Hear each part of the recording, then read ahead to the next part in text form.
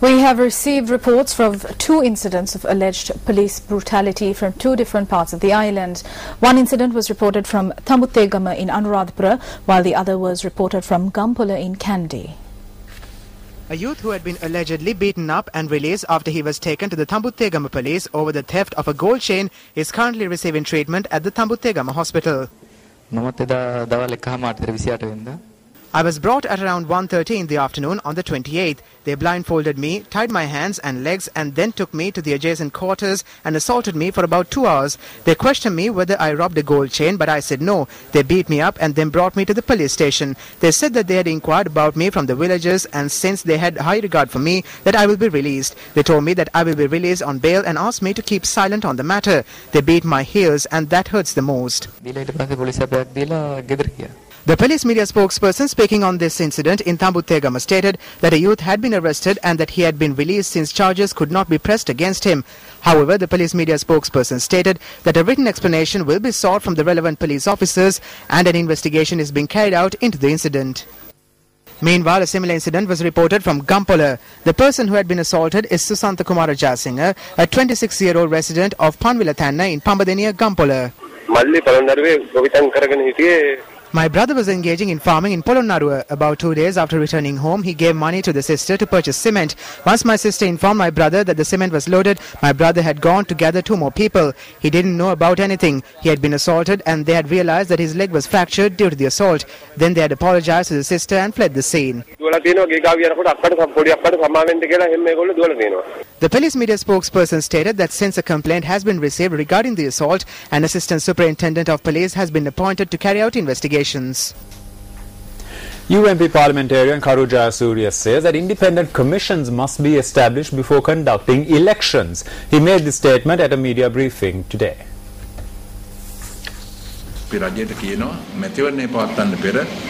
We urge the government to set up an impartial independent elections commission with full powers before holding an election. Furthermore, the Public Service Commission as well as the Police Commission must be appointed. These commissions must be appointed within the framework of the 17th Amendment to the Constitution and not following the mechanism of making appointments by a single person. Otherwise, we will not see any independence and freedom in these commissions.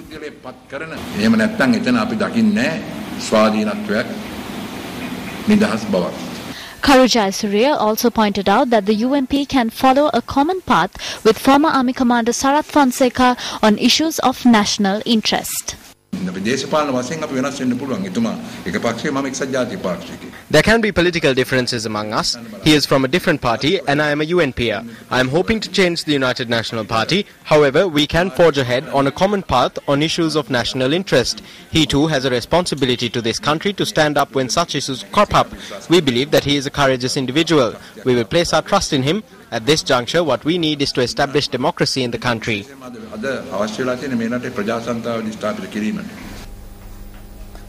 Tamil National Alliance parliamentarians representing the Batticaloa district convened a media briefing yesterday. The media briefing was held at the Kulavedi Hindu Youth Association's auditorium in Batticaloa.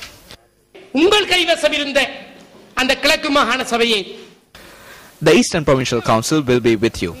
We appreciate what you do to strengthen the TMVP. The ITAC or TNA did not contest at the previous Eastern Provincial Council election, so you won. But now there are rumours that the Provincial Council will be dissolved soon. If so, the TNA is prepared to contest the election.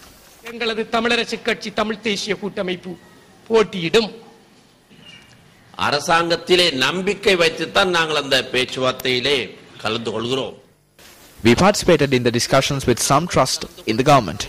However, decisions reached during the discussions are yet to be implemented. Therefore, we are doubtful if the future discussions would yield any results. Hence, we had to seek international support. The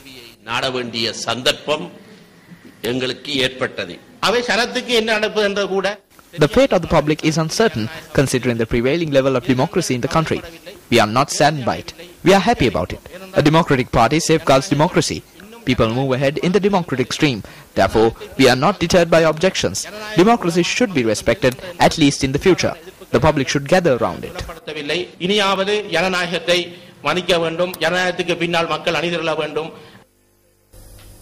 A program was launched today to electronically network post offices. The launch event was held with the participation of Minister of Postal Services, Jeevan Kumaratunga. 12 post offices were networked today under the new program, and 200 other post offices are scheduled to be networked. A sum of 600 million rupees will be spent on this purpose.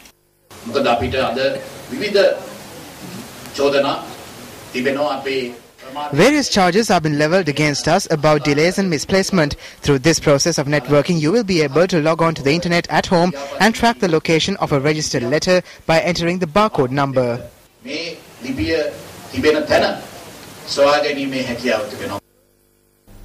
UNP Deputy Leader Sajith Premadasa participated in yet another phase of the Sasunata Aruna program in Kabithigollawa, Anuradhapura today.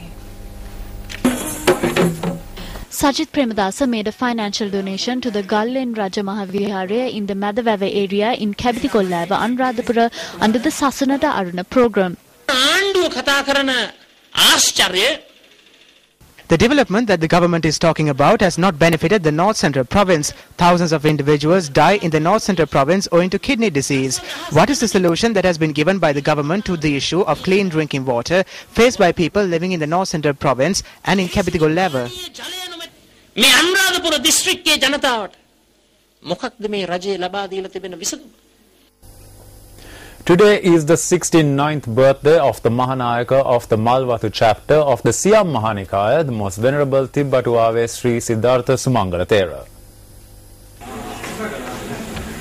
The Venerable Sumangala Thera was born on the 30th of May 1944 in Tibbatuava in Matale and entered the Sasana on the 10th of June 1957. The Thera gained Upasampada on the 10th of June 1964. Sumangala Thera, who was appointed as the Karmacharya of the Malwathu Mahaviharaya in 1969, was appointed as the chief incumbent of the historic Vidhi Viharaya in 1974. The Thera then went on to serve as the Deputy Registrar and Registrar of the Malwathu Mahaviharaya and was appointed as the Anunayaka Thera of the Malwathu chapter in 1992. Most Venerable Tibbatuave Sri Siddhartha Sumangala Thera was appointed as the 26th Mahanayaka Thera of the Malwathu chapter on the 20th of June 2004. Sumangala Mahanayaka Thera, who has fulfilled his duties to the Sasana and society to the letter ever since his entry to the Sasana, is renowned for expressing his views on crucial issues.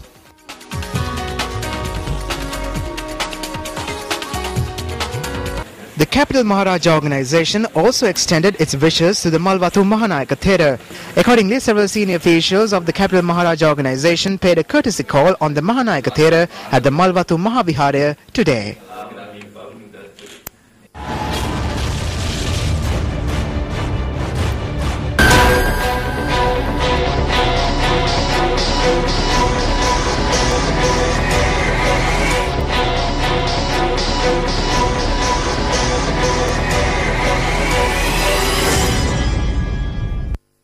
The museum robbery. What happened to the investigation? අපි මේ සිද්ධියට අදාළ විද්‍යාත්මක සාක්ෂි. We have found several leads based on forensic evidence in connection with the incident. Having analyzed the evidence, we have arrived at certain conclusions. We have been able to identify some of those involved. Investigations have not been concluded.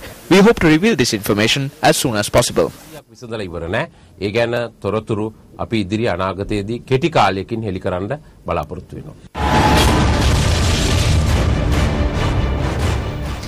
Singapore's Minister of Foreign Affairs, K. Shanmugam, who is on an official visit to Sri Lanka, met his counterpart Professor G.L. Peiris this morning. According to the Ministry of External Affairs, views were exchanged on bilateral trade relations as well as the country's development process. Professor G.L. Peiris had briefed the Singaporean Foreign Minister on the development and reconciliation process taking place in the country. The communiqué issued by the Ministry of External Affairs added that the discussions had also focused on the development of tourism in Sri Lanka.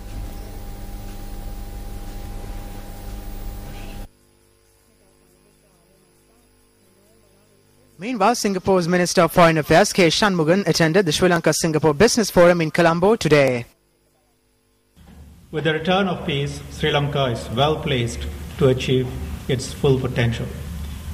But, as with all investors, investors from Singapore also look for clarity and predictability in regulatory regimes and business environment that's friendly.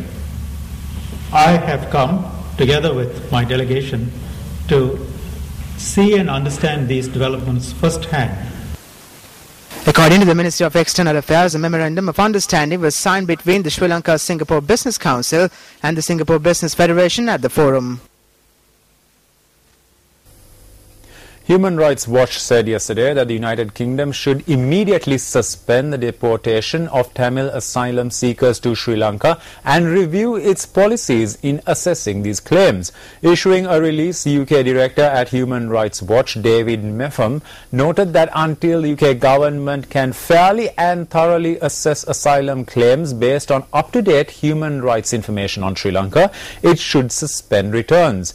The next and scheduled deportation of Tamils from the United Kingdom to Sri Lanka is due to take place tomorrow. And with that, we go in for another commercial break.